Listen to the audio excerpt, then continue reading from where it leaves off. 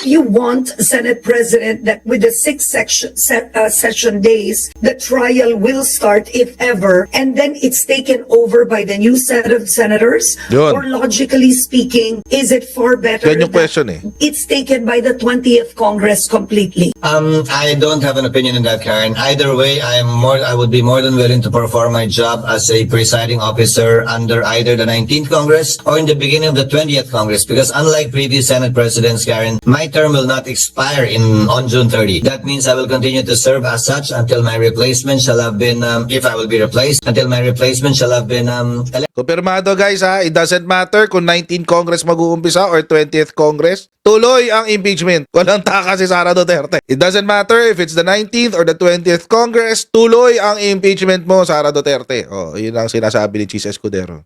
Ano bang balita ngayon? Oh, kasi may interview kanina. Hindi mo natin, nag-press con na si SP. Nagpa-press con siya sa Senado. Pero hindi na pag-uusapan natin. Ang pag-uusapan natin, mga kotsero, yung isa niyang specific na interview kasi mas detalyado to eh. So papanoorin natin, mga kotsero, kasi marami siyang sinabi dito na feeling ko lang, posibleng mag-trigger ng coup d'etat sa Senado.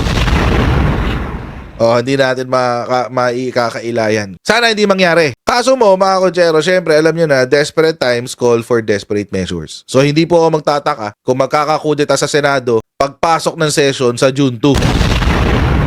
Hindi ako magtataka dyan. Kasi mga kotsero, wala na ako ibang nakikitang maliban sa, alam nyo na, wala ako nakikitang ibang paraan para isalba si Sara Duterte. Parang yun na lang. Basahin muna natin itong mga laman ng balita. Sabi po ni SP Cheese Escudero kanina, ang impeachment ni VP Sara ay mag-uumpisa na sa July. So, kumpirmado yung ating sinabi nung nakaraan na pagdating po ng June 2, pag-umpisa pong muli ng session ng Kongreso, ng Senado, ang gagawin po ni SP Cheese Escudero ay i-convene ang mga senador at doon pa lang gagawin yung impeachment court sa June 2. Pinaliwanag ni Senator Cheese na pag-umpisa na lang impeachment court, pag-convene nila, bubuin impeachment court, gagawin yung rules. Pagkagawa ng rules, ipapublish 2 weeks. After nun, doon pa lang isusubpina si Sara Duterte. So may 3 weeks ka na agad. May 10 days siya para mag-reply. So, pinaliwanag kanina ni Senator Cheese doon sa interview na pinanood. Kasi ano to sa ANC, na malamang sa July na ang umpisa. So, which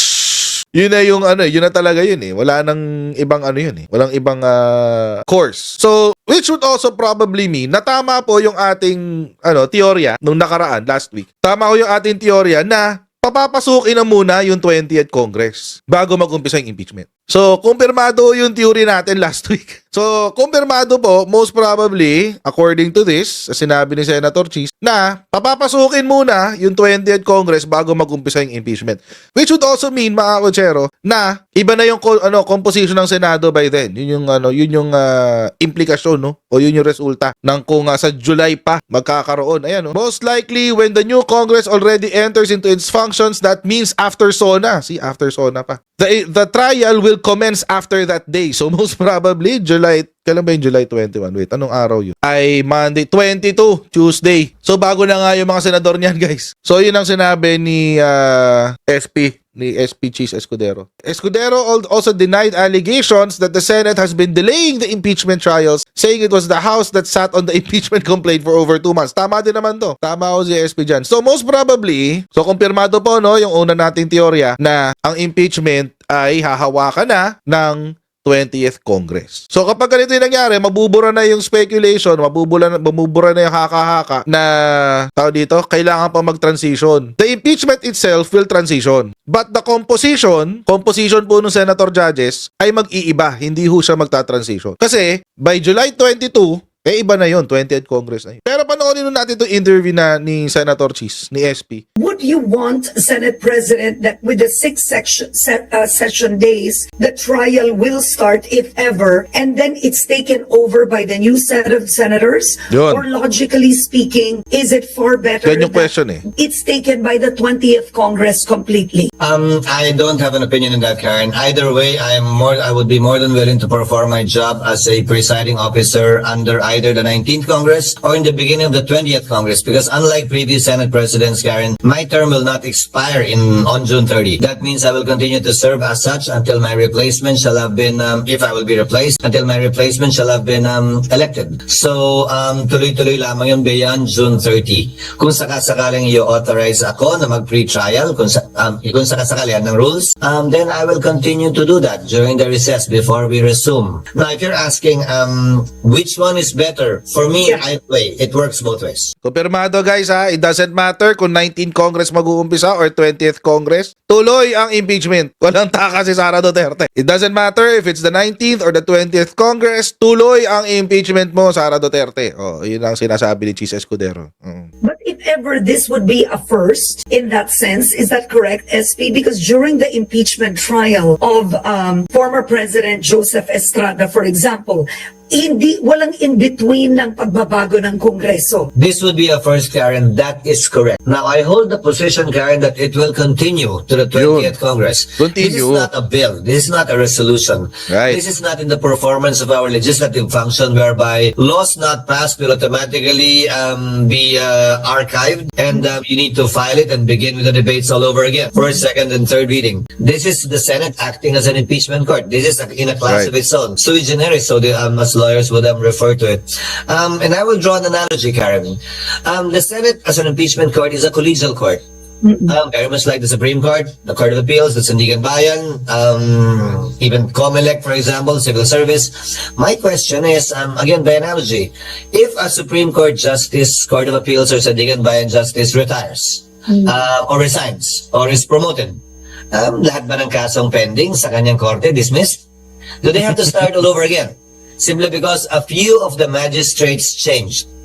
Number two, let's be more specific. What about a regional trial court case? There's only one judge that actually heard the case, but it is still a court of record.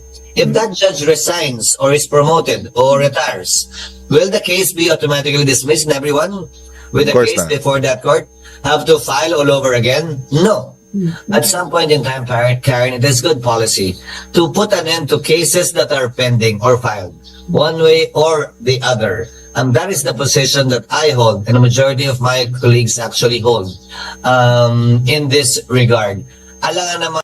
So may clue na tayo mga konsyero ha, sinabi ni SP Chis Escudero, hindi lang daw siya ang may ganitong paniniwala. Mayorya ng mga senador ay may ganito ring paniniwala na itutuloy lamang ang impeachment from 19th to 20th. Walang tigil, walang pause, tuloy-tuloy. And you have critics saying, why doesn't the Senate President call for a special session? Who's calling for that, Karen? Okay. And what is their position? Meaning, are they in favor of impeachment? Are they against impeachment? They are for impeachment. Exactly my point. Yeah. Then why will I listen to those who are for impeachment or against impeachment, for VP Sara or against VP Sara? As an impeachment court, we will follow the law, not what those who are for or anti say or claim. If hypothetically an elected official is impeached and there's a decision for perpetual disqualification, can a president pardon or actually, how do you say that, SP, actually change that decision? That's a good question. Ipapakilaban ng Supreme As Court far as I know, the pardoning Criminal yan. power of the president applies to crimes. And an impeachment court, as we said, is in a class of its own. I will take the position further that it's not even reviewable by the Supreme Court. Correct. You cannot Agree. go to the Supreme Court on appeal and appeal the decision, the political decision of the impeachment court. So this will be unique. It'll be interesting how the Supreme Court will decide a case such as that. Should the president, the future president, or incumbent president decide to pardon a convicted impeached officer? Weird talaga yun. Pag humingi ng pardon si Sara Duterte, halimbawa na-convict siya sa impeachment court. Oh, weird talaga yun. Or i-aapila niya, dadala niya sa Court of Appeals. Mukhang malabo yun. Hindi mangyayari yun. Simply because, again, ang impeachment po is a political process. It is not a judicial process. Unless it is justiciable. O may political, meron kang question of law. So, wala akong appeal yan. Ang impeachment ho, hindi ho na-appeal yan. Once it is given, once the conviction is given, wala na yan. That's final na. Final na yan. Unappealable na yan. And unpardonable. Again, dahil sinabi nga ni SP, pardon only applies to violations of the revised penal code or crimes. So, Kung plunder. Ay, yung plunder is a special law. Criminalizing pag nanakaw sa kaba ng bayan. Pero mga kotsero, may question. Dahil ang posisyon ni SP mukhang tutuluyan ng impeachment, parang may something. Ano kayang mangyayari sa kanya after? Kasi mga kotsero, wag ho nating kalimutan, we're now bordering on the speculative, on the realms of speculation. Oo, speculation na lang to guys ha, hindi ho ito fact. Pero wag ho nating kakalimutan na last year, itong si Cheese ay muntika ng makudeta. At ang chismis ay si Jinggoy Estrada ang papalit. Yan. Naisalang na yan last year. Kung siya ay makukudeta at si Jinggoy ang papalit, ano sa palagay nyo mangyayari? Ang mangyayari sa impeachment, Jinggoy opposes VP Sara impeachment will just divide the nation and distract from urgent issues. Ayan na nga ba mangyayari? But mga kotsero, this is speculation. Hindi pa to fact ha? Hindi ho to fact. This is only a speculation.